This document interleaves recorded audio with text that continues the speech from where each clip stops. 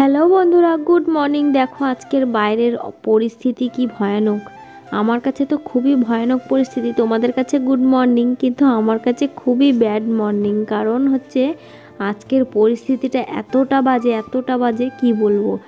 সকাল সকাল আমার শাশুড়ি মায়ের রুটি ভাজা হয়ে গেছে, কারণ এই কুয়াশার মধ্যে দেখতেই পাচ্ছ কি হারে কুয়াশা। এই কুয়াশার মধ্যে আমার শাশুড়ি মা শ্বশুর মশাই দুজনে যাবে মাঠে ভেন্ডি তুলতে।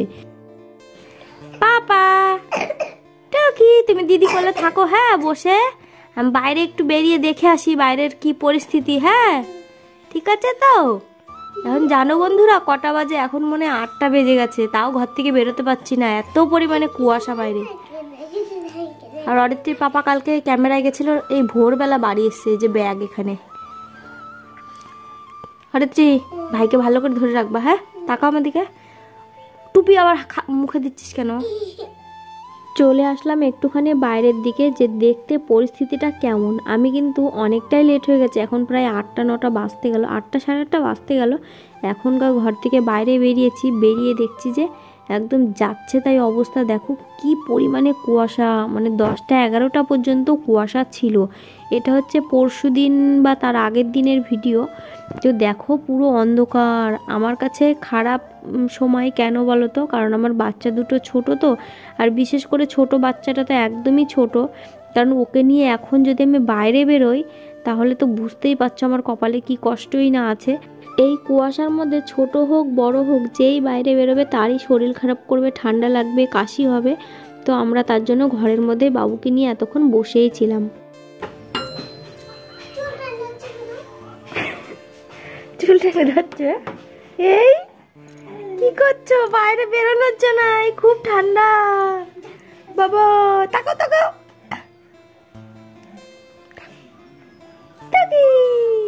আমার বাবু সেই ভোরবেলা ঘুম থেকে ওঠে, তারপরে বেশিক্ষণ মানে ঘরের মধ্যে থাকতে চায় না, বেরোনোর জন্য খুবই কেমন যেন করে।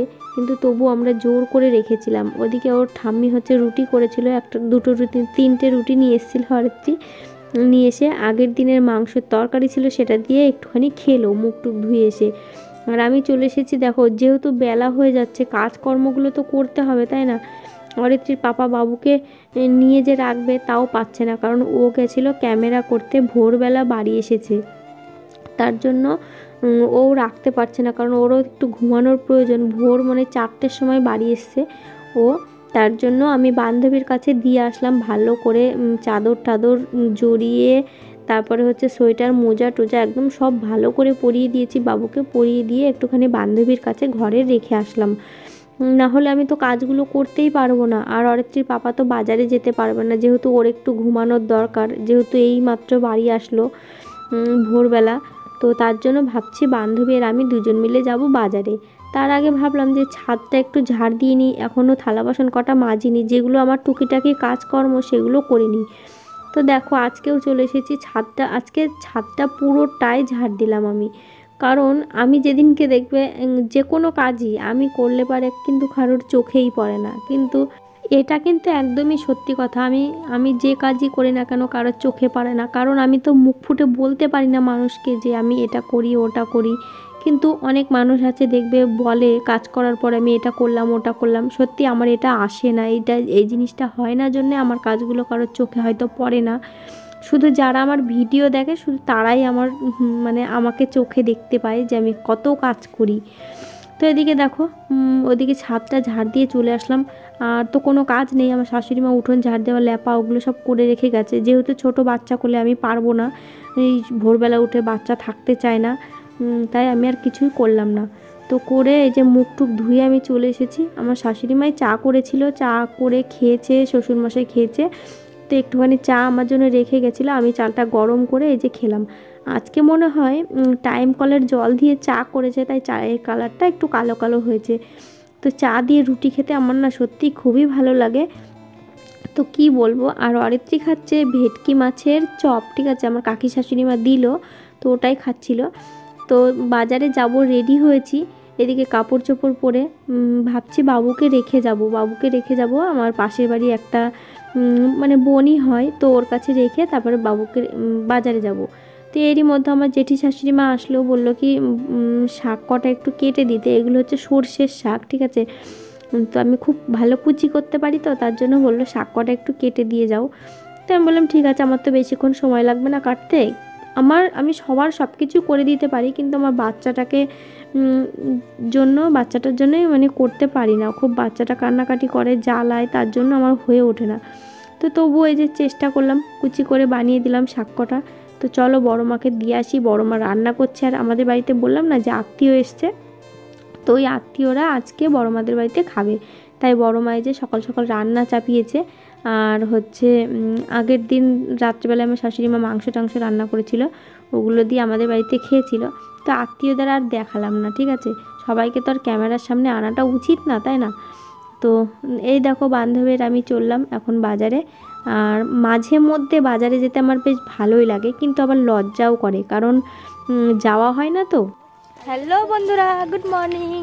দেখো আমরা এখন কটা বাজে 10টা বাজতে গেল, বাজারে যাচ্ছি দুজনা, আর আমার মেয়েও যাচ্ছে।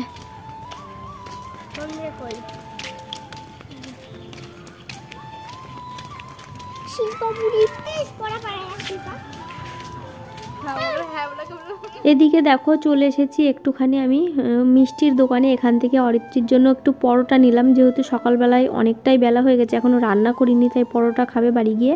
তারপরে চলে আসলাম মাছ বাজারে, মাছ নেব।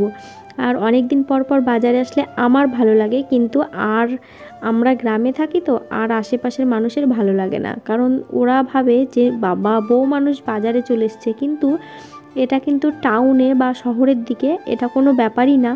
কিন্তু আমাদের গ্রামে কিন্তু অনেক ব্যাপার, জানো তো। মানে গ্রামে বউরা বাজার করতে আসলে মানে তাদের খুব একটা ভালো চোখে দেখে না মানুষ। বিশেষ করে আমি তো এখনও মানে কি বলবো, থাক বললাম না আর। তো প্রথমে রুই মাছ নিলাম। আমার শাশুড়ি মা বাড়ি থেকে ফোন করলো, বাড়ি থেকে না সরি মাঠে থেকে ফোন করলো, ভেন্ডি তুলতে গেছে বললাম না, মাঠে থেকে ফোন করলো, বললো কি আমাদের জন্য রুই মাছ নিতে। তো ওনার জন্য রুই মাছ নিলাম। আর এদিকে আমার জন্য নিচ্ছি পার্শে মাছ। এই যে আমরা পার্শে মাছ বলে অনেকে, নদীর বাটা বলে অনেকে, তো ওই নদীর বাটা আমি নিয়ে নিলাম দুটো, এই যে। আর হচ্ছে নেব আর একটা মাছ, মানে আরও ছোট ছোট বাটা মাছ নিয়েছিলাম কটা, নিয়ে বাড়ি চলে এসেছি। মানে 2 দিন খাওয়া যাবে এমন মাছ নিয়েছিলাম আমি আর আমার শাশুড়ি মার মাছ, মোট 3 রকমের মাছ নিয়ে আমি বাড়ি এসেছিলাম। মোট 3 রকমের মাছ আমার ধুতে কাটতে বাঁচতেই মনে হচ্ছে কি অনেকটাই বেলা হয়ে যাবে, তাই বান্ধবীকে বাটা মাছগুলো দিয়ে দিয়েছি, বলেছি তুমি আমাকে একটুখানি কেটে দিও। তাই বান্ধবী আমাকে এই মাছগুলো কেটে দিচ্ছে। যেহেতু আমার ছোট বাচ্চা, 3 রকমের মাছ ধুতে বাঁচতে আমার অনেকটাই টাইম লাগবে, তাই বান্ধবী আমাকে ওই হেল্পটুকু করবে। কি বলতো, আমাদের গ্রামের মানুষরা না অনেক কিছুই বোঝে না, অনেক কিছুই বুঝতে চায় না, ঠিক আছে। আমার তো মনে হয় এখনকার দিনের কোনো মেয়ে বা বউ কেউই পিছিয়ে নেই, ঠিক আছে। প্রত্যেকটা মানুষেরই মানে উচিত নিজে নিজে পথ চলা, নিজে নিজে পথ চলতে শেখা, এগুলো কিন্তু উচিত। রাস্তাঘাটে না বেরোতে বেরোতে না দেখবে একটা অন্যরকম অভ্যাস হয়ে যায়, বাজে একটা অভ্যাস হয়ে যায়, তখন মনে হয় কি মানে কেউ যদি সাথে না যায় না ভালো লাগে না, এরকম লাগে। যেহেতু দেখো আমার বর আগে কিন্তু আমাকে বাপের বাড়িতে দিয়ে আসতো আর নিয়ে আসতো, ও ছাড়া আমি একা একা বাপের বাড়ি কখনোই যেতাম না। কিন্তু এখন দেখো আমি একা একাই যাওয়া আসা একা একাই করি। একা একা পথ চলতে শেখাটা উচিত জীবনের পথে, মানে জীবনে চলার পথে, ঠিক আছে। কত বাধা আসবে, বিপদ আসবে, তো বাধা বিপদের মধ্যেও জীবনে একা একা চলাফেরা করাটা উচিত। এই যে ছোট ছোট বাটা মাছগুলো দেখছো, এই মাছগুলো আমি হচ্ছে আজকে কিন্তু রান্না করব না, ভেজে রেখে দেব, শুধু পার্শে মাছটা রান্না করব। আর আমার শাশুড়ি মার রুই মাছটা আমি ধুয়ে বেছে নুন হলুদ মাখিয়ে রেখে দিলাম, উনি মাঠ থেকে এসে রান্না করবে যখন ভেজে নেবে। তো এদিকে আমি চলে এসেছি, এই লঙ্কা গাছটা না ছাগলে একদম খেয়ে নিচ্ছে, তাই একটু গোবর জল ছিটিয়ে দিলাম। গোবর জল ছিটিয়ে দিলে না আর খাবে না।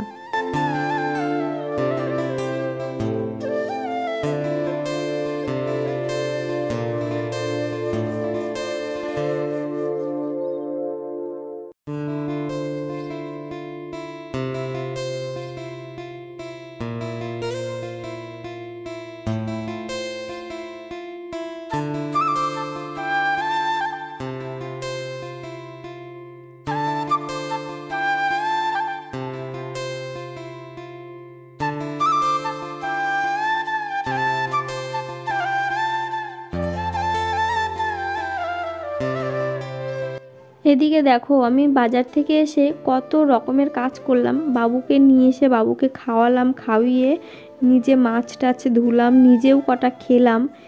নিজে খেলাম বলতে কালকের ঠান্ডা ভাত ছিল সকালবেলাকার, সেই ঠান্ডা ভাত কটাই এখন আমি খেলাম। আমি জানি ছোট বাচ্চা কোলে ঠান্ডা ভাত খাওয়াটা আমার উচিত হয়নি, কিন্তু যেহেতু অনেকটা বেলা হয়ে গেছে, একবারে রান্না করব, পেটেও খিদে লেগে গেছে, তাই ঠান্ডা ভাত কটাই খেয়ে নিলাম। মাংসের তরকারি ছিল, আর অরিত্রী খেয়েছে পরোটা। তো স্নান করে নিয়েছি, তারপরে দেখো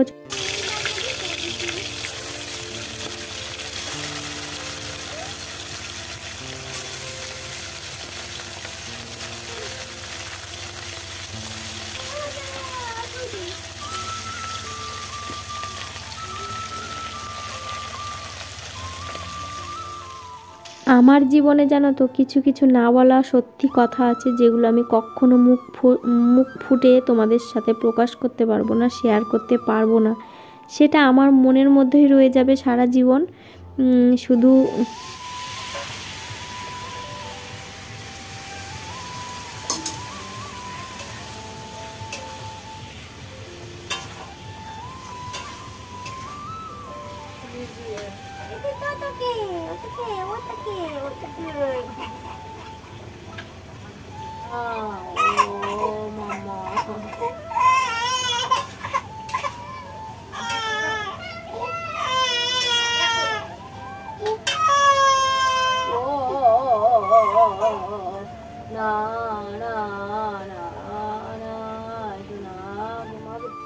প্রতিদিন রান্না করতে এসে আমার সাথে ঠিক এটাই ঘটে, যে বাবু ঘুম থেকে উঠে পড়ে। আজকে আর ঘুমিয়েছিল না দুপুরবেলায়, পাশের বাড়ি একজনের কাছে রেখে এসেছিলাম, সে দিয়ে গেল কান্না করছে জন্য। তো কি করব, এর মধ্যে অরিত্রীর পাপাও কাজের থেকে বাড়ি চলে এসছে, কাজ হয়নি, তাই গা আমার রক্ষা। না হলে বাবুকে নিয়ে কীভাবে যে রান্নাটা করতাম আমি জানি, আর ভগবানই জানে। প্রায় দিনই কিন্তু আমি বাবুকে ওরকমভাবে কোলে নিয়ে, না হলে আমার শাশুড়ি মার বিছানাতে শুইয়ে আমি কত কষ্ট করে যে রান্না করি বন্ধুরা, তোমরা মানে ধারণা করতে পারবে না। তারপরে আবার ইউটিউবে এই যে ভিডিও পোস্ট করা, ফেসবুকে ভিডিও পোস্ট করি, আমার পুরো মাথা খারাপ হয়ে যায়। তোমরা অনেকেই ভাবো যে কি করে আমি দুটো বাচ্চা সামলে সংসার। ঘর বানাতে কাদা লাগে? হ্যাঁ, দুটো বাচ্চা সামলে সংসার সামলে তোমাদের সঙ্গে রোজ না পারলেও একদিন পর পর ডেলি ভিডিও ছাড়ছি আমি, আর একদিন মিনি ব্লগ ছাড়ি, একদিন হচ্ছে বড় ভিডিও ছাড়ি। আমি যদি মিনি ব্লগ করা বন্ধ করে দিই আমার সাবস্ক্রাইবারটা আর বাড়বে না, ঠিক আছে? সাবস্ক্রাইবার বাড়াটা আমার খুব জরুরি, কারণ আমার 100K একটা স্বপ্ন আছে, আর প্রত্যেকটা ইউটিউবারেরই স্বপ্ন থাকে যে 100K হবে, সিলভার প্লে বাটনটা পাবে। আর আমি অনেক দিন ধরে কষ্ট করছি, ইউটিউব ভিডিও করছি, তাই আমি চাই আমি খুব শীঘ্রই সিলভার প্লে বাটনটা আমার কাছে যেন চলে আসুক। তাই তোমরা যারা এখন অবধি সাবস্ক্রাইব করোনি আমার চ্যানেলটা, প্লিজ সাবস্ক্রাইব করে নোটিফিকেশানটা অন্তত অল করে দিও, না হলে আমার ভিডিও তোমাদের কাছে পৌঁছাবে না। রান্না বান্না কমপ্লিট হয়ে গেছে। এদিকে অরিত্রীর জন্য ভাত বেড়ে নিয়েছি, দেখো আলু দিয়ে আর একটু হালকা লবণ দিয়েছি, দিয়ে ভাতটা মেখে দিয়েছি। ও একদম না ঝোল খায় না জানো, ওর নাকি খুবই ঝাল লাগে। আর ছোটোবেলা থেকে তোলা করে মানুষ করেছিলাম তো, প্রথম বাচ্চা বুঝতেই পারছো, তো ঝাল লাগতো, এটা দিতাম না ওটা দিতাম না, তো ঝাল খাওয়া শেখাইনি মেয়েকে। তার জন্য অনেক কথা শুনি আমি যে মেয়েকে আমি ঝাল খাওয়া শেখাইনি। ছোটোবেলায় জানো তো আমিও একদম ঝাল খেতে পারতাম না। আমার মামার বাড়িতে মামারা প্রচুর ঝাল খায়, প্রচুর। তো আমাকে আলু ধুয়ে নুন দিয়ে এরকমভাবে ভাত মেখে দিত, তো সেটাই খেতাম। কিন্তু আমি দেখো এখনও ঝাল খাওয়া শিখে গেছি, সব কিছুই শিখে গেছি। সব কিছু সময়ের সাথে সাথে পরিবর্তন হয়ে যায়, তাই না? কিন্তু মানুষের বুঝতে একটু जो खाबो ख्यालों से सोचा नहीं था। বন্ধুরা